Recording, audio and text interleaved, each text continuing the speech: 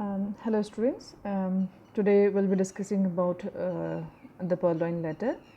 I won't go into the line by line detail of the story, but I'm going to discuss the story with the summary. So basically the purpose here is to understand the paper that was written by Laka, and it was a seminar which was conducted by Laka later on Purloined letter. So our purpose here in understanding this story is to understand the psychological theory of Laka.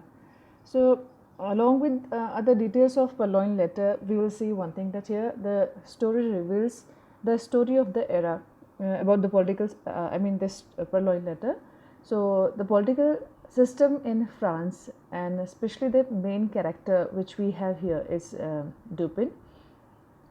He comments about poetry, mathematics and science in particular. So nevertheless the story still reads well, and the details are overshadowed by the sweep of the puzzle and the story. Even if the story were not still interesting reading, the Purloined letter would be of prime historical importance, for it establishes the method of psychological deduction. That means how we have to come to a conclusion. So the solution of the most obvious place, and the assumption that the case that seems simplest may be the most difficult to solve. So as we had discussed yesterday, the story revolves around a letter, Purloined letter, and I had given you the meaning of purloined, that is obviously stolen. So whether one is interested in good reasoning or has a historical interest in detective fiction, the Purloined letter provides us both. So further discussing the story, we'll just see that of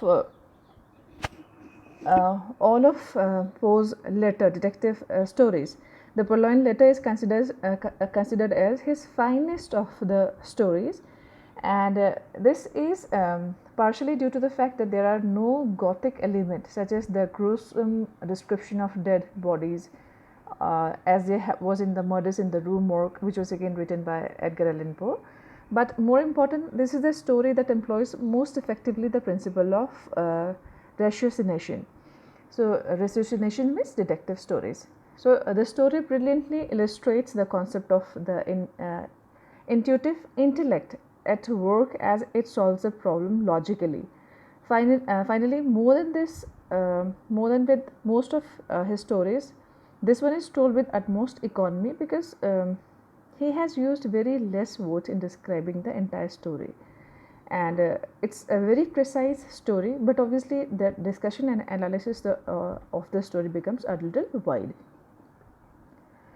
So here the story is divided into two parts. In the first part, it is Monsieur G, prefect of police in Paris, visit Dupin with a problem. As again we had discussed yesterday, some of you told me that you have read the story and some of you had not read the story. So obviously those who have read the story, they know that if you are talking about Monsieur G, then this is the name of the prefect of the police of the Paris. So the main thing here that we see is that name is not given. Yes, it is only denoted by alphabet G. So why does Edgar Allan Poe do this? Basically here he has not given that significance to the character, right? Because according to Edgar Allan Poe, the entire emphasis is on that letter. It is not the character who is important, it is the letter which is very important in the story. So from this very first introduction of the story, we just can conclude that yes, by keeping that ambiguity about the name, maybe he is not trying to disclose the identity of these people, or maybe he is not giving that much of significance to the characters. So a letter has been stolen and is being used to blackmail the person from whom it was stolen. Now there is other person from whom the story this letter is stolen, and the person is the one who has stolen the letter is trying to blackmail the person from whom the letter is stolen. Now the thief is known as Minister D. Now finally, again the name is in ambiguity, or there is only one character to describe or to name the person. It is Minister D. Again there is no full name given to this character. So this is thief. The thief is known, Minister D, and the method is known, substitution viewed by the victim who dared not protest. That means The letter was stolen by from a person, but he did not dare to protest because there was some reason because of which the person was not able to make a protest or go against this theft which was done by Minister D. Now the problem is to retrieve the letter, that means to get back the letter, since the writer and the victim as well as Minister D have important posts in the government. So the demands he is making are becoming dangerous politically.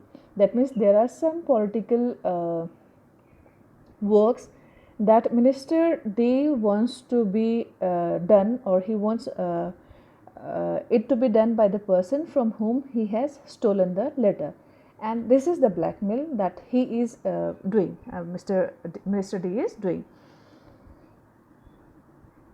And then the prefect has searched Minister D. The police officer obviously has searched Minister D, but he was not able to find the letter anywhere in his house, because the prefect also had this doubt that the minister had stolen the letter. But on searching his house, he could find nothing. Obviously, here it is written that he had searched the house thoroughly. Even taking the furniture apart, he and his men have found nothing. That means even after looking through everything, I mean they just set the furnitures apart, broke it or searched it thoroughly, but they could not find the letter. So where must Mr. D must have kept the letter? So that is the main thing. So it is all about psychology. If you have stolen a thing or some object, so which place would be the most safe or safest place to hide that particular object? And to understand this, you need to get into the psyche of the person who has stolen it or who has done the crime. And this is called, in a way, deduction. That means getting into the shoes of the person who has committed a crime. Fine. So if a person has committed the crime, that means what prompted him to do that particular crime and what he will do to hide that particular crime. And here in this case, I mean the case of the story, Minister D has stolen the letter and he has hidden the letter. So now obviously the prefect has searched everything in his house, but he is not able to find the letter. Now the thing is that to understand Minister D's psyche. So in police services also, when we talk about investigators or those who do this private detectives also, they just try to understand the psychology of the criminal. So here Dupin's advice is that they thoroughly research the house, and on Dupin's advice, the prefect is asked again to go for that search and look for the letter. A month later, Monsieur G returns having found nothing. That means they have spent almost a month in looking for the letter, but without any success. That means they haven't found anything in the house.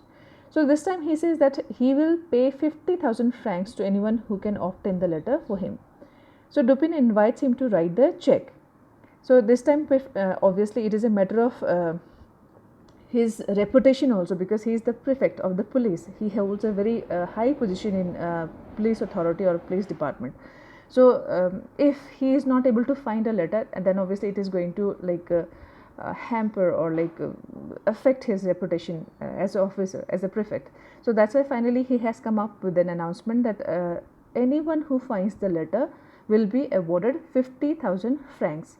So finally here Dupin invites him to write the check. Then finally Dupin says that fine, I'll try to do it, but first of all you'll have to write the check. That means sign the check and then I'll go for the search of the check, because it may happen that after you have found the letter, you may change your mind. You may not give the 50,000 francs. So that's why give it in advance. Now after doing that, so when this is done, Dupin hands the prefect the letter without any further comment. And the moment prefect signs the check or gives the check to Dupin, Dupin just hands over the letter. That means he has already found the letter which prefect was looking for, and it is the incident has taken after 1 month. Now the second half of Purloined letter consists of Dupin's explanation to his chronicler of how he obtained the letter. So this was the first half. In first half itself we have seen that the letter was stolen, and then it was found and handed over by Dupin. Though the police prefect was in search of this letter, but he was not able to find the letter. It was finally found by Dupin. And the question here arises that how Dupin was able to obtain that letter, because the search which was done by prefect was not in calculus. He had gone through the house like thoroughly. He had searched almost everything in the house to find the letter, but he had failed to find it. Fine. Then how or where must Dupin must have found this letter? So here he gives Dupin gives an explanation on how he obtained the letter. One of his basic assumption is an inversion of one of the aphorism that was introduced in the murders in the Rue Morgue. The case is so difficult to solve because it appears to be so simple. Why? Sometimes we just consider the things or like the incident to be so simple that we feel that where must it have been, or like how difficult it is to solve this problem. It is very easy, but when finally we try to look for the case or investigate the case, it is not as simple as we think of it. Fine. The same thing applies here. The letter was stolen and everyone knew who had stolen the letter, but the thing was that they did not find the letter in their house. So finally, beyond that, Dupin introduces the method of psychological deduction. So here, as I said, that obviously in certain cases we have to go for psychological deduction. That means getting into the shoes of the person who has committed the crime. So that is what was practiced by Dupin to understand the psyche of the person who has committed the crime. So before he did anything else, he reviewed everything he knew about Minister D, because he had to analyze the character, or he had to understand the character of the minister to know where exactly he must have kept the letter. So what he does, he used the psychological deduction method here, and then he reviewed what he knew about the case. That means till now what was open to everyone. So what was open? That the letter was stolen by Minister D. So with this in mind, Dupin tried to reconstruct the minister's thinking. That means deciding that he would very likely have hidden the letter in a plain sight. Obviously, he was the type of person who who had not committed a big crime. It was just a letter that he had stolen, and the crime appeared to be action seemed to be very simple. So he had to get into Dupin had to get into the mindset of minister to understand like how he must have decided to keep the letter, or where he must have decided to keep the letter. So deciding that he would have very likely have hidden the letter in a plain sight. That means anywhere that could be seen by anyone. Why? Because when something is open, then we don't look for it. Where we search for things, where it is hidden. So we won't see it in the walls where the papers are already lying there. I won't be searching there. Where I'll go? I'll just go into those cabinets, those trunks, those cupboards.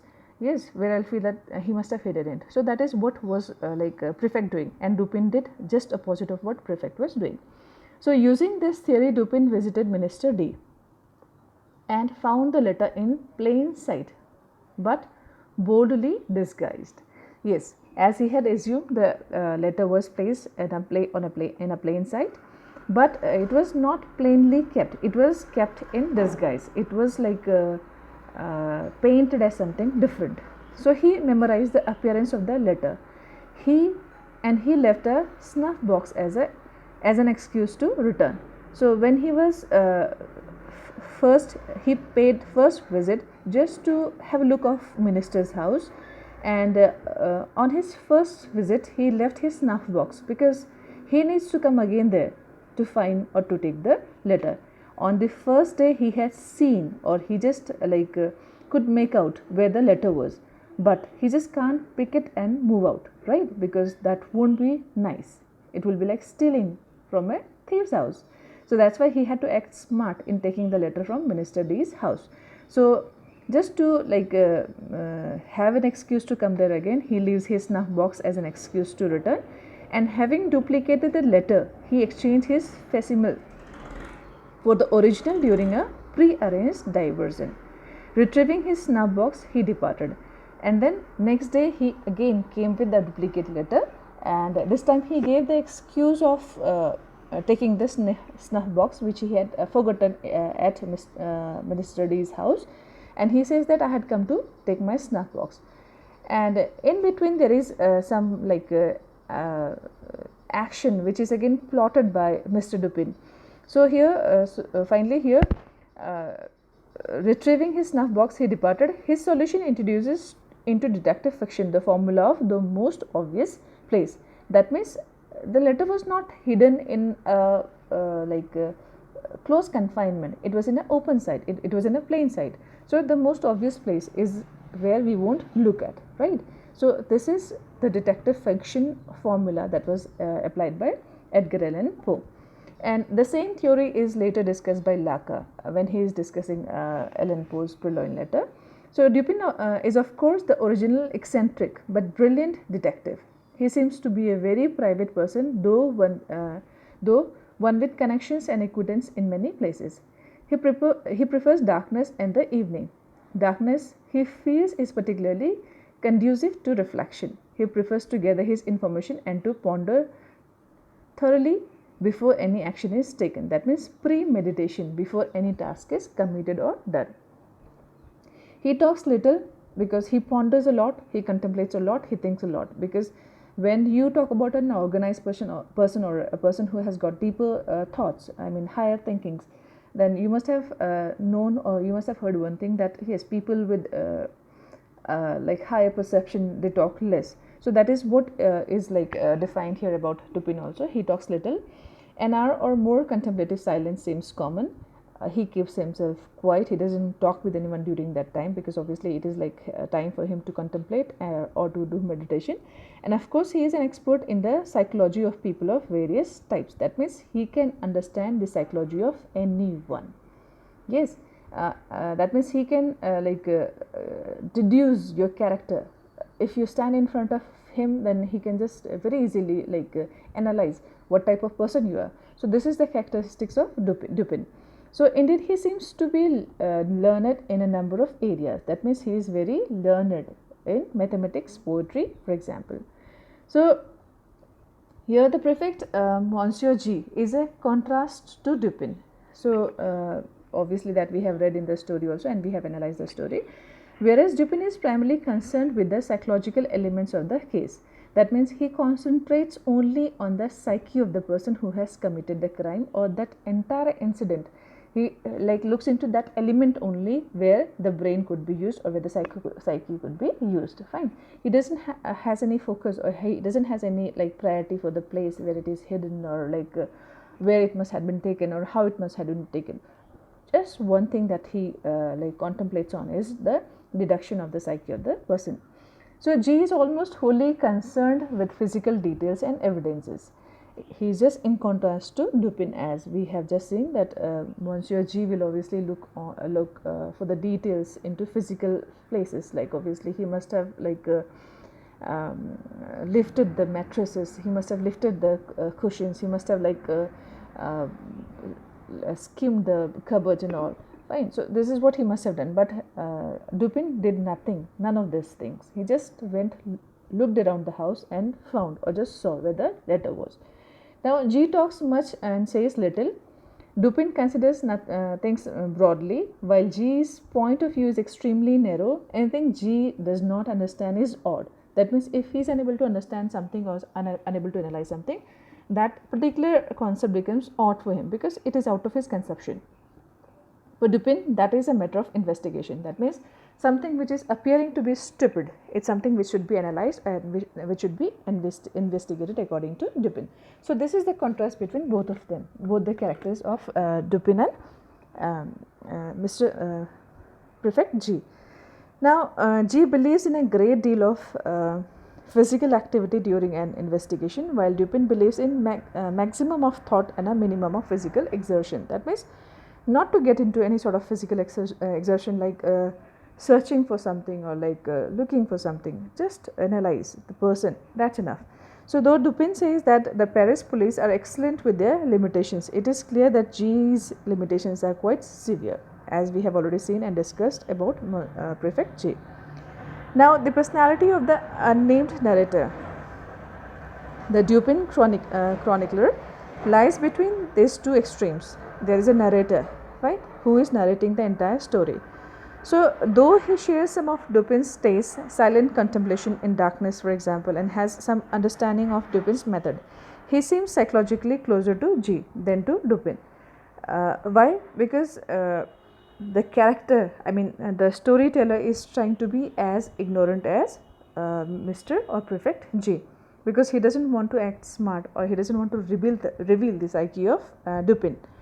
He seems to be a rather ordinary person with rather ordinary views and ideas. Thus, his assumption and his interjections are often erroneous. That means he may commit mistake like Monsieur G.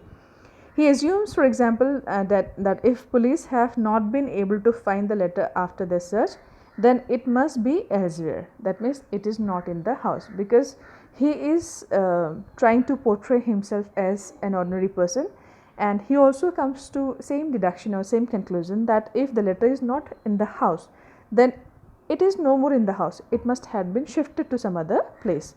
He is trying to think like a normal person, not like Dupin. He is not trying to act smart like Dupin.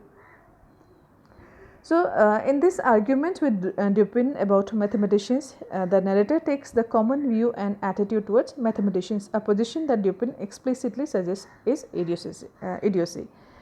So, these are the characteristics which according to the narrator are like high, which are held by Dupin. So, in other words, the narrator is mediator between Dupin and the reader. His reactions are similar to those of the reader, though he is somewhat less astute than the reader. So, sometimes he tries to be even more foolish as compared to the readers, because we feel no, whatever the narrator is saying is not true, or maybe we will be able to analyze the story better than the narrator. Fine. So, that is why he is trying to act more stupid as compared to the readers, so that the reader can feel superior to him. Naturally, such a narrator guides our attitudes towards Dupin G and the case. He is, for example, in awe of Dupin's abilities and methods, obviously, because here we need to focus on the psychological ability of Dupin. So, while the reader may maintain a more critical distance, he is guided in that direction to some degree. Finally, we see that such narrator determines the amount of information which a reader receives and guides the attention of the reader to the information received. In this case, the narrator tells us everything, but only as he receives. That means he is not trying to analyze everything from his own side. He is narrating as the incidents are being disclosed or being narrated to him. So, he is just a narrator. He just is like citing the incident, or he is just a chronicler. Citing the incident one after another. So, because he did not witness the case being solved, the reader doesn't either. So, here we don't know when the case was solved. It is only from Dupin's narration in the second half of the story that we come to know that the case was already solved by Dupin. So, how it was done or when it was done, we are not told about the details. Fine. When we go to the detail of the story, that we see that there is a distraction which is created by Dupin to divert the attention of the minister D when he has gone to pick his snuff box, and during that time he just picks the letter which is kept in a hanger which is meant for the letters. So, obviously, if I will go looking for some secret letter, I will not look at that place, because obviously it is a common place where all the letters are kept. So, why he will keep some important letter in that place? So, that is what came to the mind of Minister D also. That is why he did not look into that place or looked at that hanger where the letters were being kept. So, he just looked around, some secret, he just was looking around for some secret place where he must have kept the letter, and that is what Dupin did not do. He just looked for the clue, and he understood the psyche or smartness of Minister D, that obviously he will keep it, he is the person who is going to keep it very casually. So, here we end the story, and the idea that the reader is a participant in the investigation of a crime, and thus should be given all the information on which the detective bases his conclusion is quite modern. So, we can say that in Purloined letter, the reader has little chance to participate, because we are kept clueless. We are not even told when finally the case is solved or how the case is solved. So, that is why we are completely kept out of the case, right. So, first, because little information about Minister D D's character is given in the first half of the story. We don't know like what type of person he is, what exactly he is going to do and how he's going to analyze the case. And second, because there is no indication of any activity by Dupin until the second half. And in the first half, Dupin is almost dormant. He has not done anything.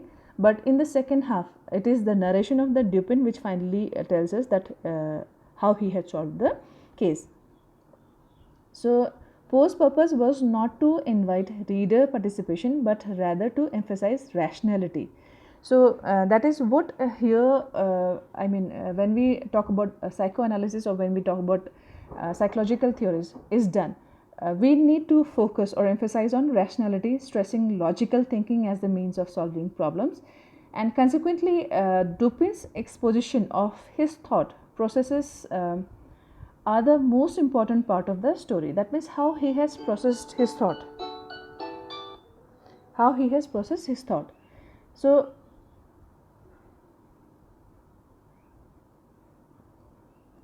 here, without this highlight of the logical investigation and solution here, so the detective story may never have developed. It would certainly be very different if it had. I mean, however, with this method and approach established, it became logical, rather easy, to evolve the idea of the reader as a participant. So, attempting to determine the psychology of the criminal is an honorable tradition in detective fictions. The particular method that I used change as more is learned about human beings, their behaviors and their motivation. They also change. They also change perhaps even more as psychological theories change. So thus much of Poe's or Dupin's psychology, especially the explanation, seems dated. For instance, we can say the boy whom Dupin uses an example arranges his face so that it is as similar to the other person. So expressions as possible. This is supposed to give rise to thought and feelings that are similar to those of the other person, in the sense of that outward expression, facial expressions, clothes, and so on. So most of the time, there is a confusion which is created in the mind of the people. We just are distracted by appearance. We just don't even give it a second thought, like who exactly would that person be. If somebody is standing outside dressed up just like me, you will just think that yeah, it's ma'am, she is standing outside, without going into the details of who exactly I am or where exactly I am, right? So that is how Dupin also created this distraction. Now here this clothes and all are thought to influence the way person feels. This idea is somewhat still current. However, that effect is thought to be general. I can't say that it's just current. It is still there. We just can't deny that we characterize a person on the basis of what he is wearing, how he is behaving, right? His expressions. We just don't try to go further than this. So that is what he is trying to break here. Edgar Allan Poe is trying to break here. So in addition, obviously, it is probably true that certain habits of thinking are likely to contribute to a person's success in a field. So, however, the distinctions are by no means as rigid as Poe made them seem, nor are the qualities so narrow. So, although the principles that Dupin works from are rather outdated, his method is direct. This method is of course, applicable to other kinds of problems posed in detective fictions. Whenever the detective can learn and apply some knowledge of criminal psychology, he is closer to the solution of the crime. So, with this, I'll conclude today's lecture, and tomorrow, with the help of this story, I just would want you all to go through this story once again. I mean, after you have listened to it once, just go through it once again, read it at least, or go through it at least twice, and then you'll be able to understand what exactly Lacan was trying to say when he was discussing the Purloined letter in his seminar. Thank you.